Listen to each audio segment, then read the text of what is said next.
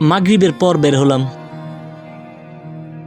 রিক্সা জুড়ে কাপল আর কাপল, বিয়ে ছাড়াই এরা স্বামী স্ত্রীর মতো যৌনতায় লিপ্ত হচ্ছে।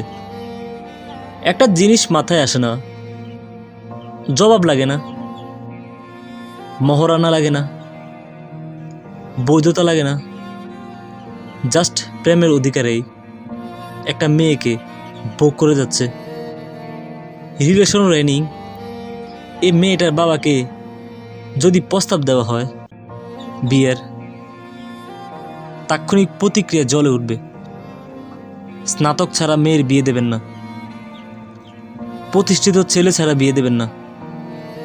কিন্তু তার মেয়েকে যে অবৈধ প্রেমিক শেষ করে খেয়ে ছেড়ে দিবে, এই মেয়েটাকে তখন উচ্চ কাবিনে কোনো কেরিয়ারওয়ালার কাছে তুলে দেবে।